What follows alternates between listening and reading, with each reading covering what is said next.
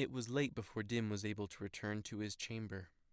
As he opened the latch to his wooden room, he soaked in the glorious creaking of his wooden nest. Walking to his desk, he poured himself a drink of nectar and downed the entire cup. Pouring himself a second, as full as it could be, he went to his balcony, retrieved a large flower that was growing in a pot of soil, and brought it in.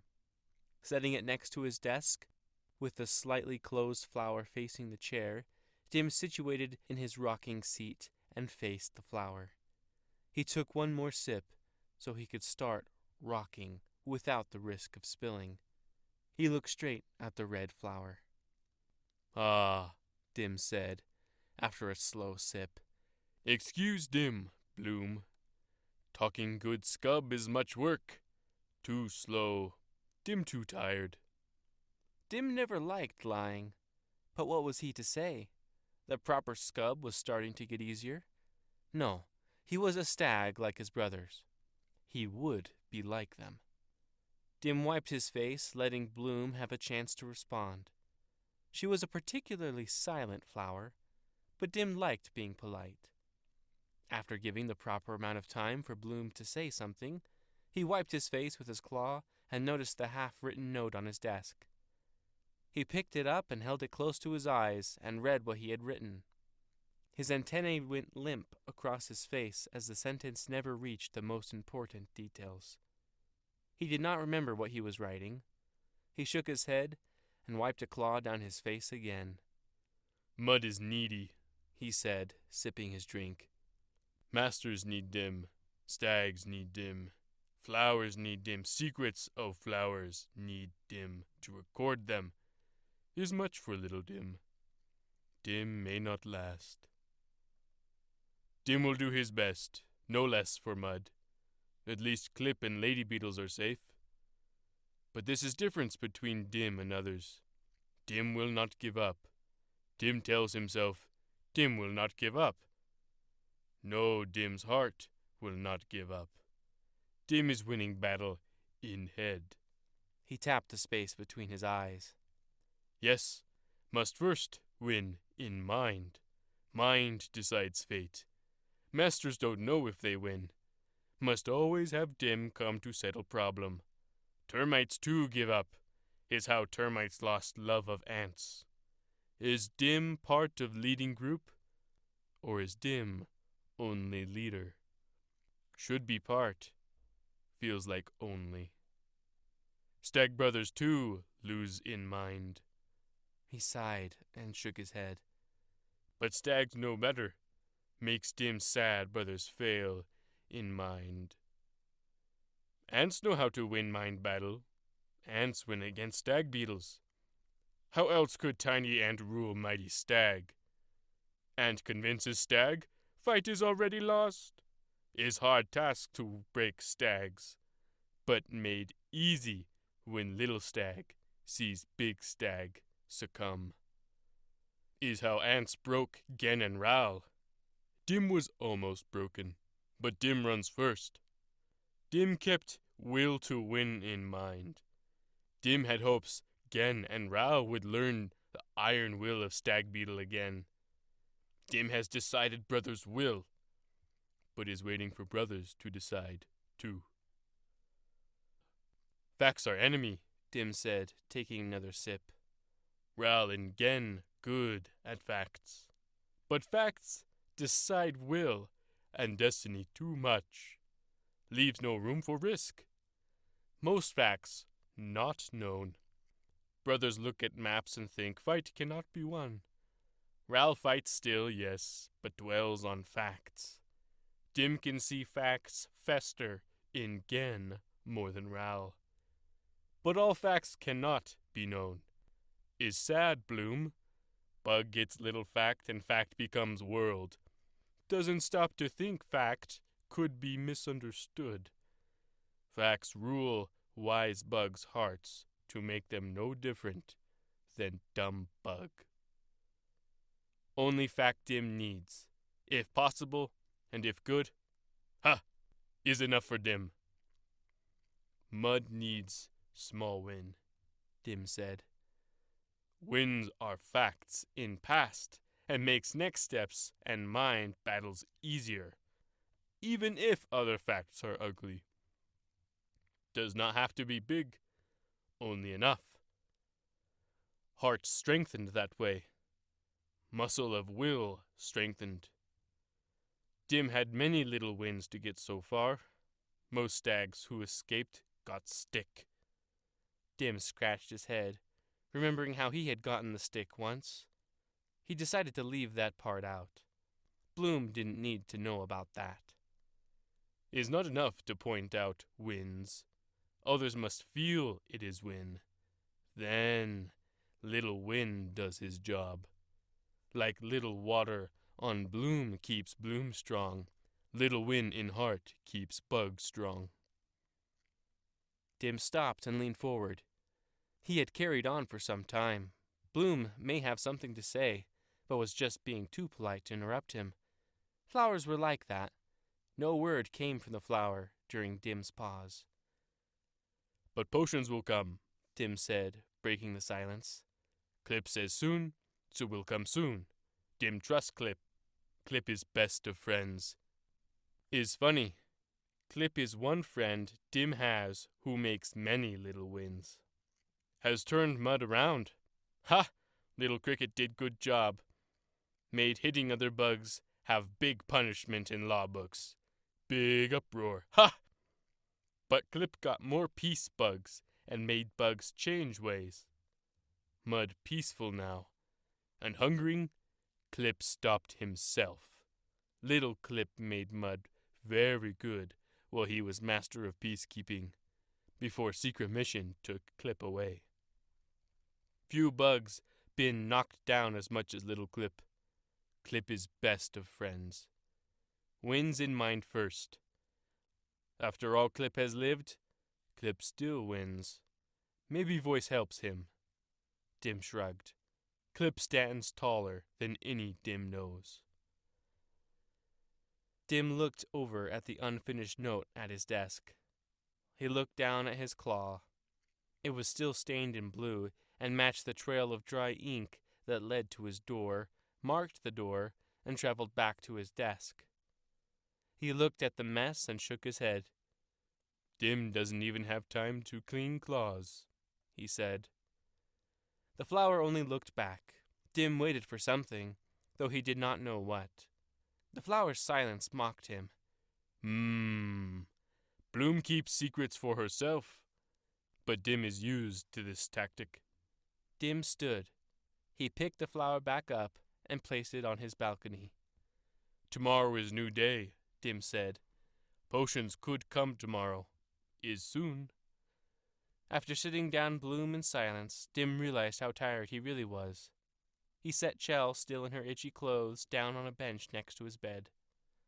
For his bed, there was no plaster, or wood, or even the expensive white fluff that some bugs liked. No, there was just soil. Dim stepped down into the soil pit and made himself comfortable on the ground. Normally he would adjust himself several times before sleep took him, but not tonight. No, Dim lost the waking world moments after his shell rested on the earth. It felt like he had only just closed his eyes when the horn blew. Dim shook his head, trying to shake out the sleepiness, to listen for the horn again. He heard the buzzing of either Rowl's or Gen's wings flying to meet the noise. Dim let his head hit the ground again. Horns blew throughout the night until Dim too was called from his slumber. The morning came slower than usual, and none of the typical rest Dim enjoyed happened. Only brief naps before the horns sounded to call him away from slumber. He stood around the table with Gen and Rao looking over the map. The ants weren't attacking, but none of them could sleep, so they decided to inspect the map and update it. Scouted this morning, Gen said. Had to know. What is reason ants attack so much in the night? Rao nodded. Yes. Did ants gain strength? He said. Large force joined, Gen said.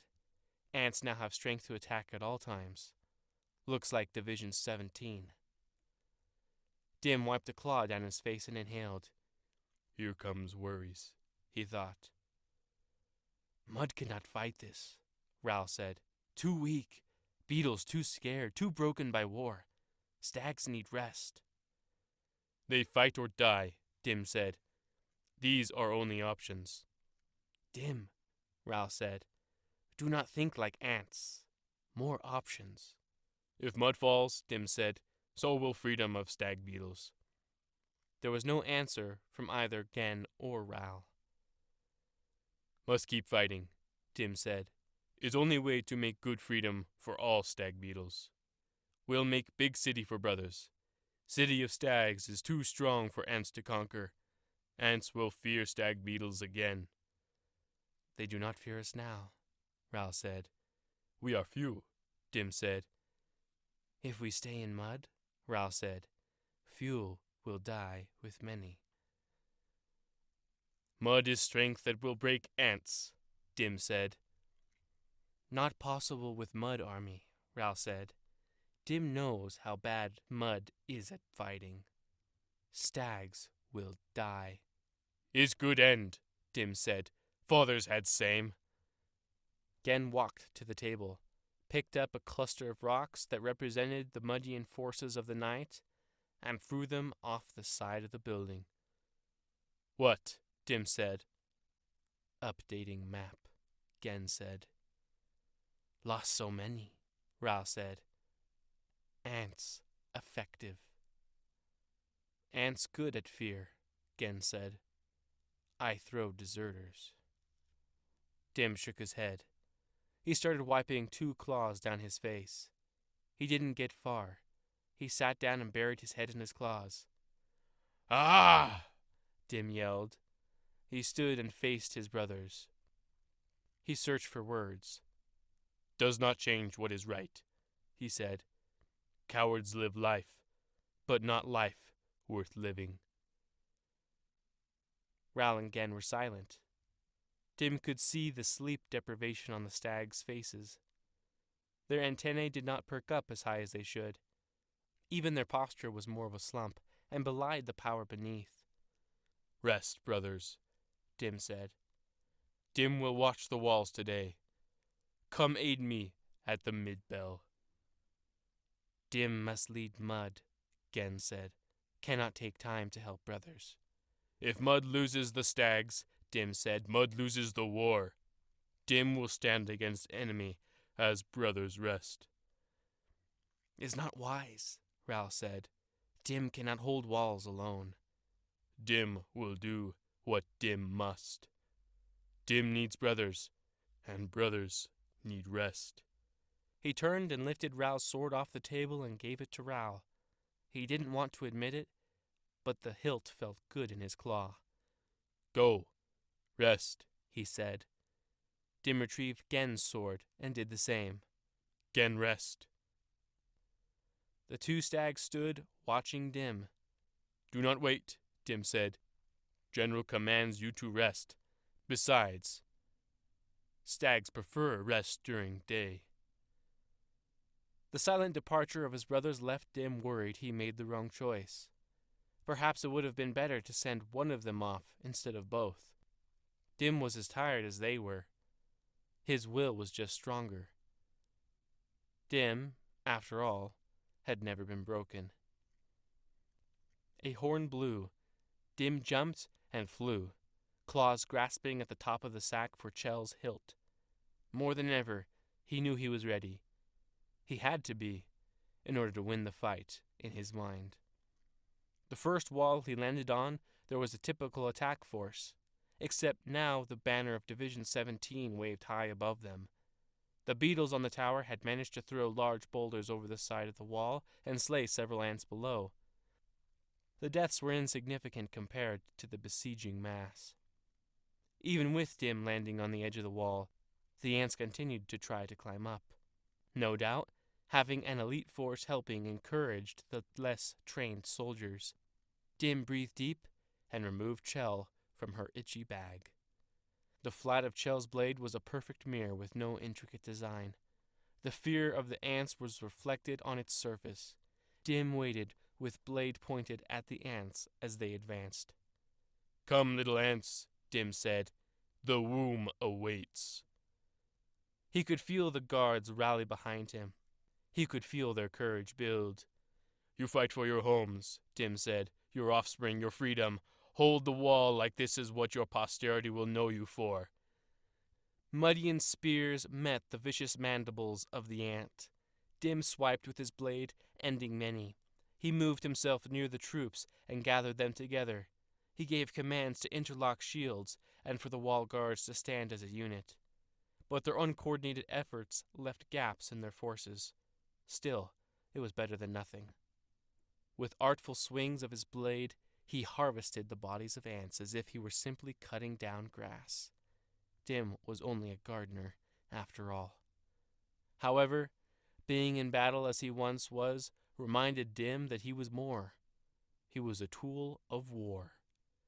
Guards fell while Dim rallied what was left. He glimpsed ants carrying away both their own dead and the dead of the Muddians. He hated knowing that his fallen friends would be the fuel for future attacks. At least deserters didn't leave behind a resource.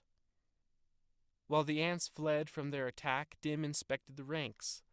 The Muddians were in bad shape. Multiple beetles had lost limbs, and one didn't have an abdomen. He would be dead soon. They were poorly trained soldiers, but they still had the honor of the fathers. Dim turned to return to the tower when a horn blew in the distance. He looked up at the sky. "How long till mid-bell?" he thought. The sun only peeked over the tree line now, raising no faster than the chime beetle would allow it.